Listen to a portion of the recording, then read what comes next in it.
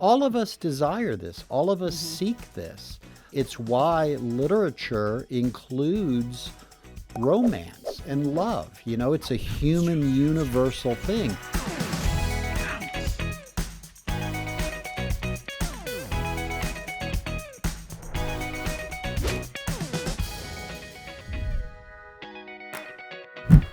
All right, friends, here we are for this week's culture segment. We are welcoming back, man, it's been a hot minute, our dear friend Glenn Stanton from our very own, I was just about to say the bowels of Focus on the Family, but maybe that's not the best intro. No, that's exactly the hallowed where I'm at. halls of Focus Yeah. on the Family. That's what Yeah. I'm trying to say. Glenn and I have been longtime colleagues here. He is a friend of Boundless. He does all things research on the family here at Focus on the Family. And so, Glenn, welcome back. It's good to be back. the Boundless I was Show. in the witness protection program for a few years. I can't talk about that. Well, it's kind of like COVID happened, and we're just like, we need to make sure that people are infection free before we Right. can invite them back in and all Yeah. that. So there was that as well. So fortunately, you're back because we're going to talk about really a study that you responded to for the Daily Citizen here at Focus on the Family. And you titled it, Who Falls in Love Faster, Men or Women? Because the study basically was, they published results from the journal Biology of Sex Differences. And it was basically saying, why are men falling in love faster? And then what are some of the different things, the way that men and women approach romantic relationships? And so I think that we should probably have a conversation about this because every young adult ear that is still single is perked up. Right? Because Yeah. I know when I speak, Glenn, I don't know, you do a lot more, you're more highfalutin than I am. When I go out, You're more fun, though. You actually have research, okay? No, when I go and speak, and especially when I do Q&As, there's generally a question that leans, it's some version of, why are men so lame? And then the guys ask, why are women so crazy? Yeah. So those two Right. questions or some version of it, I think express many of the frustrations that a lot of single young adults have for sure. And I think that maybe some of what you wrote here in this article is going to lend, some clarity to this and just how the different sexes operate in this. And so let's talk first of all about just the survey, like who participated in it, what's a little bit of the background, and why did you particularly get some interest in it? Yeah, so that last question first is, why was I interested in it? And I'm interested in it because as a Christian studying research, I'm like totally interested whenever you come upon things that isolate or highlight male and female differences, because again, those two things are being so attacked. Either like, oh, men and women are basically the same, and you're like, no, they're not. Or Good point. like, there's all kinds of different genders. But then looking at, no, to be human is to be male and female. And so exploring the differences of what is the nature of man behavior, what is the nature of woman behavior, and then especially when it comes to romantic love. You think about that. Love is so important. I mean, imagine meeting somebody who's like, you know what, I'm so busy, I have no interest in love whatsoever. Everybody assumes like, okay, not an interesting person. All of us desire this. All of us seek this. It's why literature includes romance and love. It's a human universal thing. So getting at this question of this universal desire, this universal pursuit of falling in love, and then who falls in love in certain ways.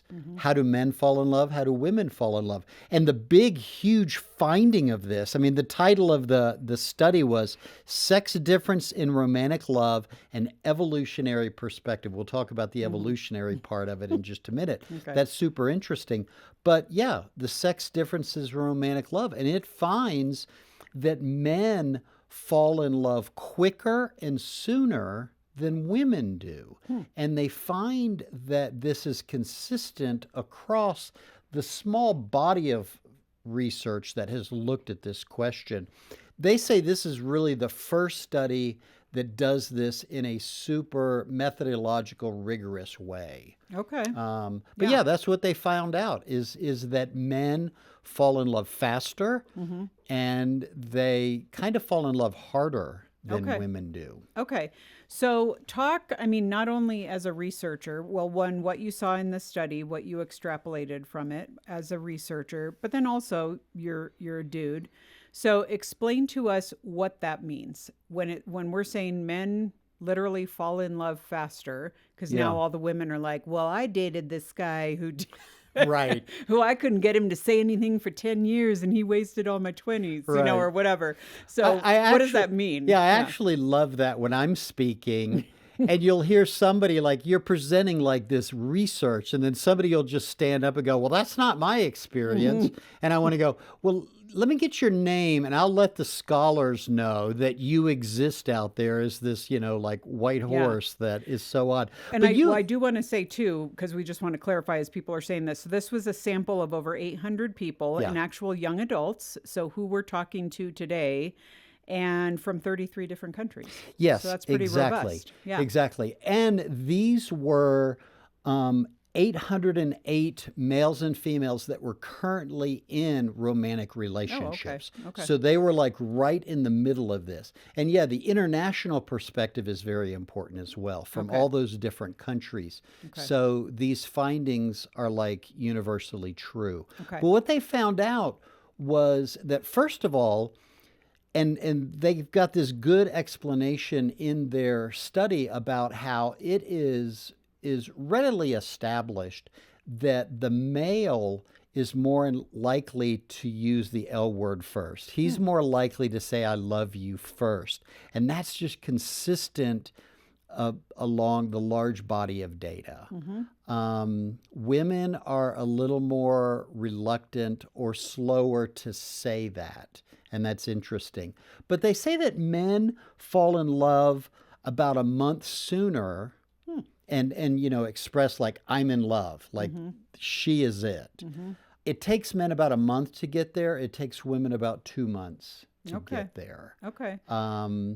And men fall harder and faster, but it's interesting that once women do hit the love level, they are more committed to that. And they are a little more intense in that love feeling than men are. In fact, the research says that once women fall in love, they will report thinking about their loved one, their love object, the guy, a little bit more often than the guy thinks about the woman. And that's just because guys think differently.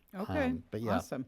Yeah. So I've got to bring this in here because it's so funny when I saw that you'd written this article. I have a friend who he and I have had this conversation that he very much, his theory is that men are willing to, and maybe he will attribute it to men being simpler or just kind of get it done or whatever. But in his experience, men just cut the clutter sooner. Yeah. Like he said, men are like, this girl is great. She is pretty. She is interesting. I'm just focused on her. And his beef is that women are always looking around for something better and will split if someone, whether it's, I don't know, maybe a better provider or more interesting or plays guitar or leads more small groups or whatever, some kind of objective criteria. And I thought that was so interesting because I wondered how many guys think that, because women will tend to think, oh, guys, they're all players. They're just out and about. They can't even think, deeply about something, whatever the situation is.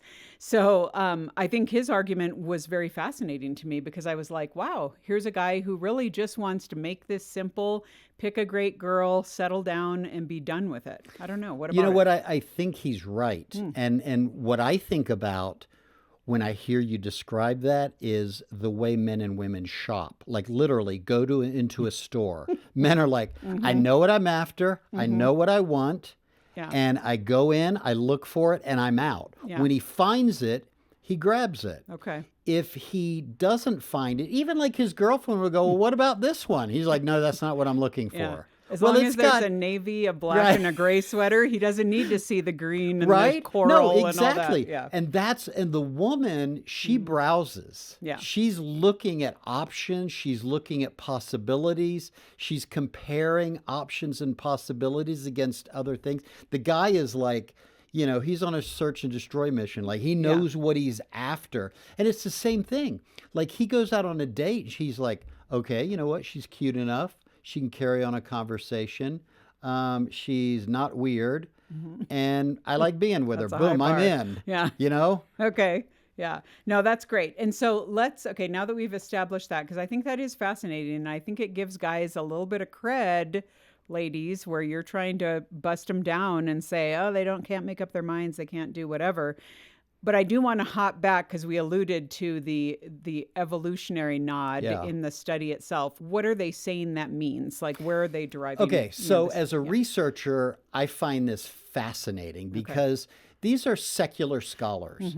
And so evolutionary biology is a fascinating body of research to read about. And basically what evolutionary biology is like, you know what? There are males and females. There are, and in evolutionary biology, we've got to understand and get. Evolutionary biology is all about, there is only one thing that happens. That is passing on DNA to the next generation. It is a race, it is a game, and it's simple, and it includes males and females. So evolutionary biology asks, what is the male strategy of getting his DNA passed on to the next generation, which kind of takes love out of it, you know? And then what is the female strategy to get her DNA passed on to the next generation? So here's the big deal, okay? The male contribution in that process is like momentary. You know what? He only has to succeed at one thing that takes just a moment, and then boom, he's off to other opportunities. The woman, on the other hand, she's got a much longer commitment. Not even just 9 months. You know what? She's got to raise this child.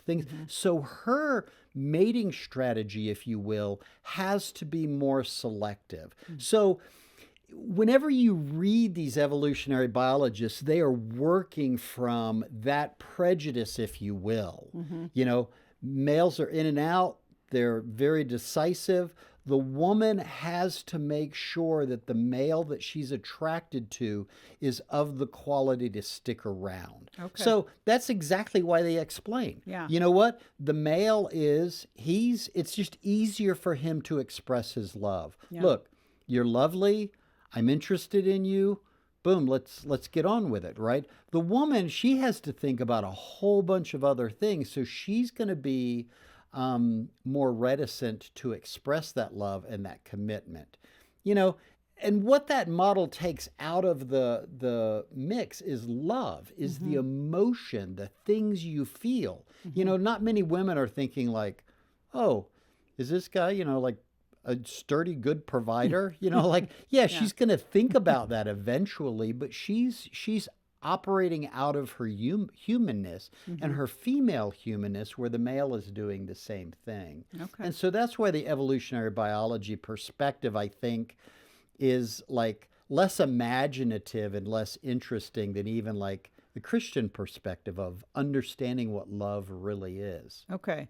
Well, I was just impressed that in the study they actually used the terms male and female, because Right. it's almost like, hey, are those going by the wayside? So there was that. That was good. You've got to get it done. You got to have the right chromosomes. So, hey, nod to that.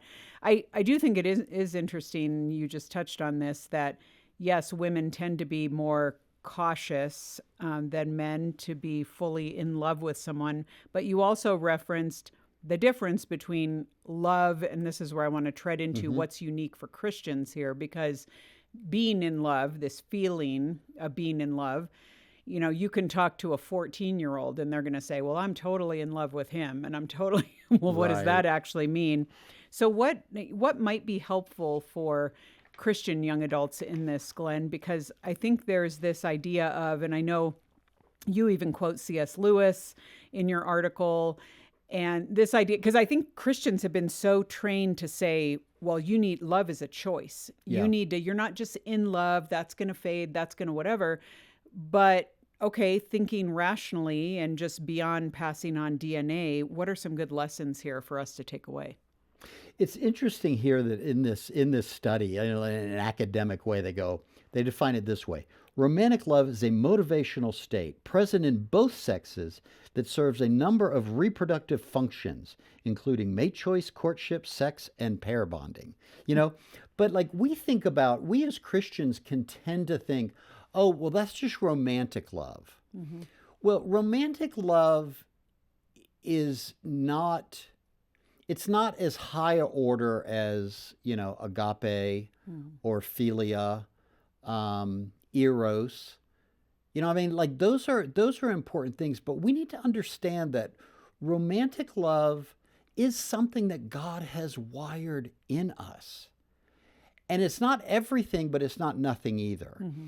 Nor is it, I mean, we should not dismiss it as Christians. And I do quote C.S. Lewis, in my article, and I'm glad that he addresses the value of it. Hmm. He says, being in love is a good thing, but it is not the best thing. There are many things below it, but there are also things above it.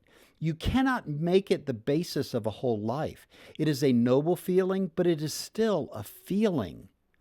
Now, no one feeling can be relied on to last its full intensity, even to last at all. Knowledge can last, principles can last, habits can last, but feelings come and go. And that's the thing, is feelings are real in a sense that we feel them. Hmm. And we in relationships, we need to recognize the other's feelings.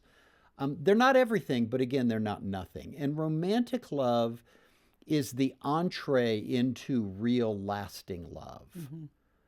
And I think all couples, a couple that's married 60 years, I mean, if we were to meet them and they were to go, you know what, we don't have romantic love anymore, but you know what, we have real lasting love. We would think, okay, how does that work? Hmm. But you never see that. They're always Yeah. holding hands. It's always a sweetness of, it does continue. Well, that is the sweetness of it, Yeah. right? And you can see that when when they'll exchange little sweet smiles to one another. And that smile represents years and years and years of sweetness that they've built. Hmm. And so I would really encourage Christians, again, not to put too much in romantic love, but not to discount it either. Yeah. Because it's a sweetness. It's a sweetness of life that is very significant and real important. It's the decoration, if you will, around the thing. It would be like having a house, solid structure, but no decoration, no hominess in it whatsoever. Romantic love is that hominess in the love relationship. Sure. And that's essential. That's important. Yeah. So, kind of in our last few minutes here, I'd love to talk about what this looks like practically. Yeah. Because when daters are dating and they're frustrated, I mean, I remember Glenn, I dated a guy who it was pretty early on and he proposed. And I was like, dude, I thought we just started dating. I mean, one of the weeks, it was like just a couple months maybe. And one of those weeks I was in Alaska and he was in New York. I'm just like, there's Wow. there's a time element here that hasn't happened. There's whatever. And I remember talking to one of my pastors and he kind of said, yeah, well, it's great that this guy is so intentional and hyped up, and wanting to do all the things, and he's being a leader in that. Yeah. But he has to turn around and make sure someone's following him, and You know that what? Right. you're in the game. Yeah. And it can't be a one-sided proposition. So how do you navigate in a relationship? Who's saying what when, how you ensure that you're both on the same page, how you can express feelings without completely freaking the other person out, or be more of a sure thing, maybe back up what you're saying with your actions. What Yeah. can that look like? Well, see, that pastor had incredible insight, because that's exactly it. Like, he's inviting you into a relationship, but I'm like, yeah, but I'm just going to completely take the lead here. It is important for men to take the lead, and it's not surprising that this research says that men fall in love. They make the decision to communicate their love and commitment sooner and more intensely than the woman does. But dudes, you got to read this woman that you're in love with, find out where she is, not follow her lead, but it's like dancing. You've got to read the other person and know Sure. where they are.